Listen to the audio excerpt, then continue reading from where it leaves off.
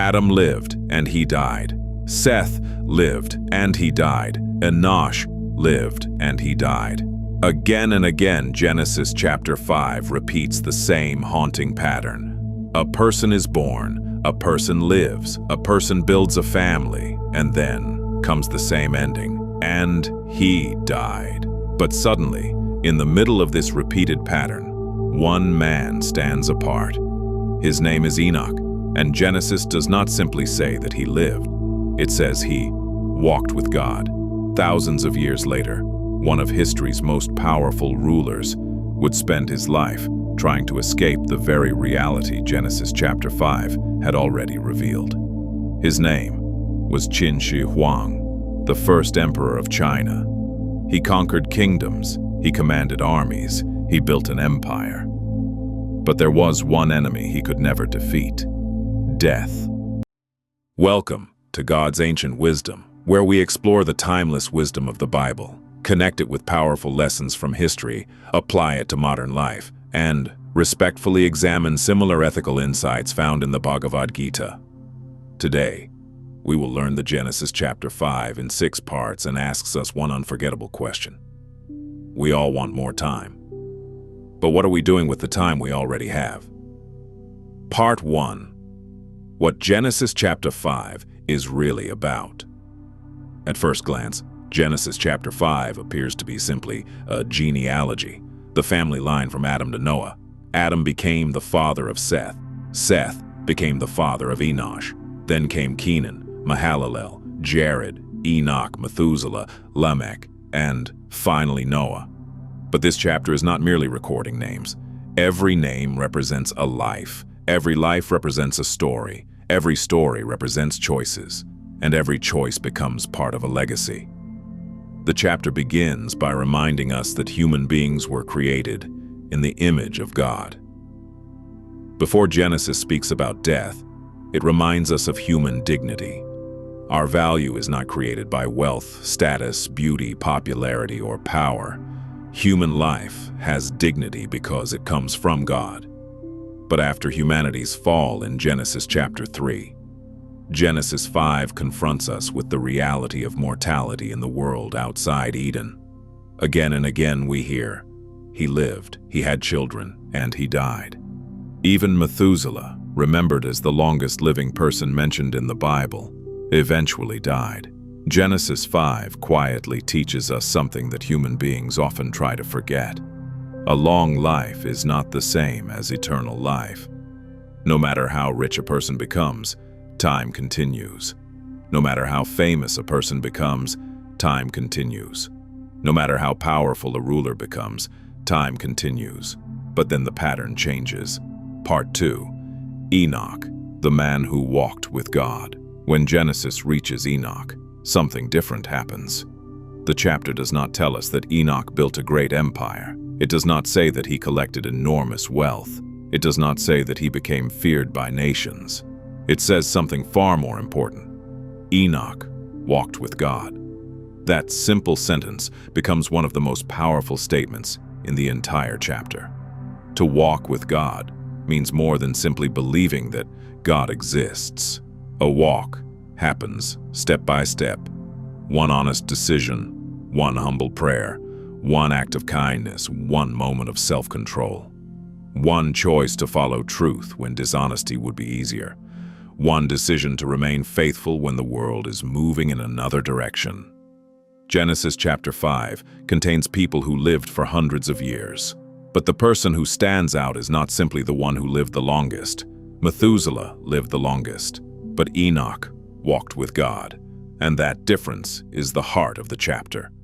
Today, we often measure life by numbers: followers, views, money, property, job titles, years of life. But Genesis asks a different question. What direction is your life moving in? Because life is not measured only by duration. Life is measured by direction. Part 3. Qin Shi Huang and the Search for Immortality.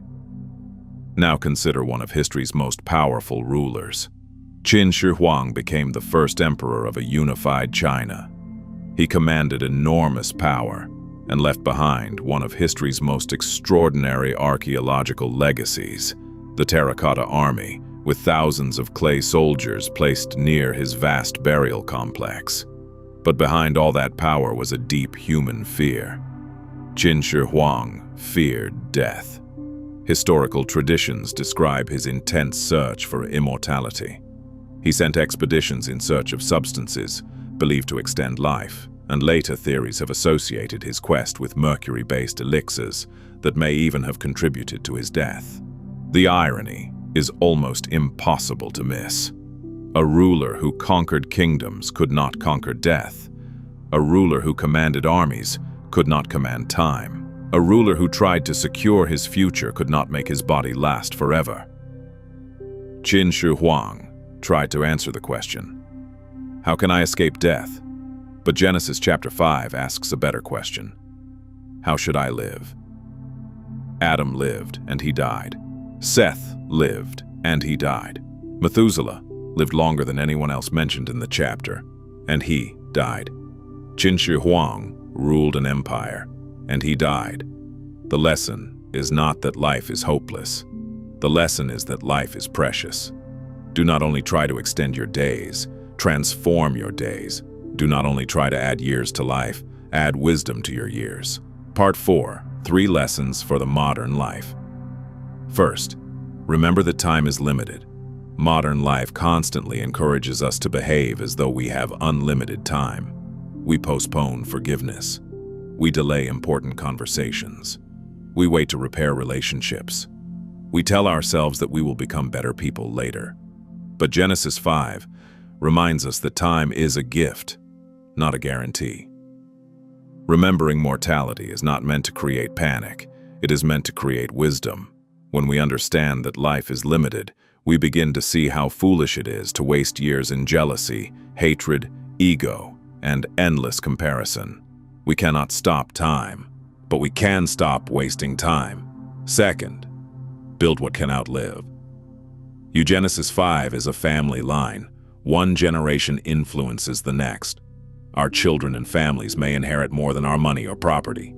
They may inherit our habits, our values, our faith, our anger, our courage, our example. So ask yourself, what am I building? Only a career or also character? Only wealth or also wisdom? Only reputation or also righteousness? The greatest legacy is not simply what we leave to people. It is what we leave inside people. Third, walk with God. Today, Enoch teaches us that spiritual life is not only for special days, religious buildings, or moments of crisis. It is a daily walk. The world may celebrate what you own. History may remember what you achieve. But Genesis reminds us that who you become matters even more. Qin Shi Huang searched outside himself for a way to defeat death. Enoch chose another path. He walked with God. Part 5. A similar life lesson in the Bhagavad Gita. The Bible and the Bhagavad Gita come from different theological traditions, and they do not describe every spiritual question in the same way. But they can still lead us to reflect on a similar practical truth. The physical life we cling to is temporary, and wisdom calls us to live beyond ego, fear, and material attachment. In the Bhagavad Gita, Lord Krishna teaches Arjuna that the body is temporary and uses the image of changing worn-out clothes to describe the soul's relationship with the body. The Gita also teaches that death is an unavoidable reality within its understanding of the soul's journey. Genesis chapter 5 presents mortality through generation after generation. The Gita warns against excessive attachment to temporary identity and material existence.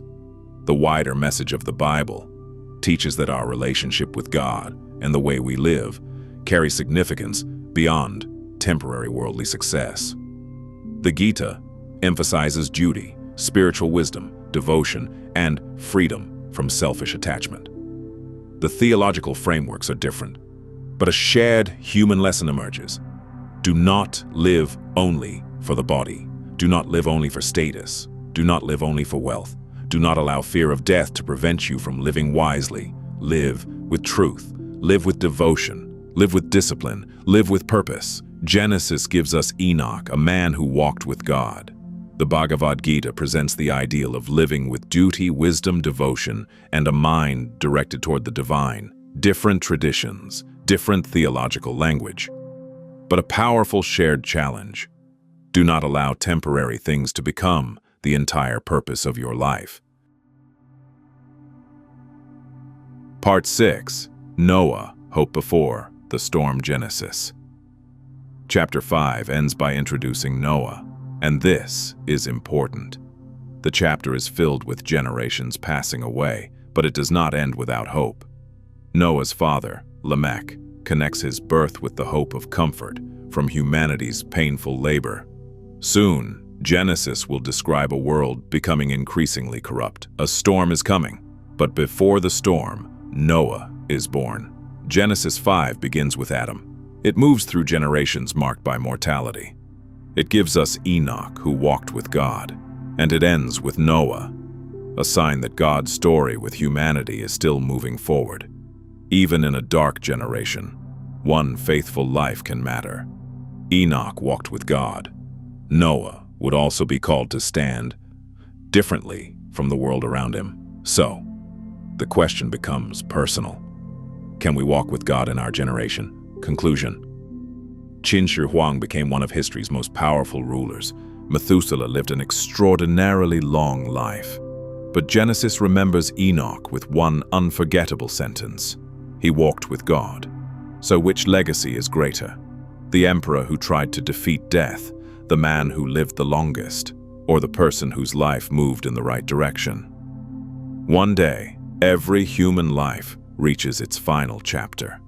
We lived, we worked, we struggled, we loved, we made choices. But the deepest question may not be, how long did we live? The deeper question is, how did we live? We cannot control how many years we will receive, but we can choose how faithfully we live today. We cannot carry our possessions beyond death, but we can leave behind faith, love, wisdom, character, and example. Genesis chapter 5 may appear to be only a list of ancient names, but it is actually a mirror, and it asks every generation, when your life is counted, what will remain? Because the longest life is not always the greatest life. The greatest life is a life lived with wisdom, faith, humility, and divine purpose. That is the timeless lesson of Genesis chapter 5. If this video helped you understand Genesis chapter 5 in a deeper way, please like, share, and subscribe to God's ancient wisdom. In the next episode, we will continue into Genesis chapter 6, where the world becomes deeply corrupt. But one man still chooses righteousness. Until then, remember, life is short, but a life walked with God can leave a lesson that outlives us.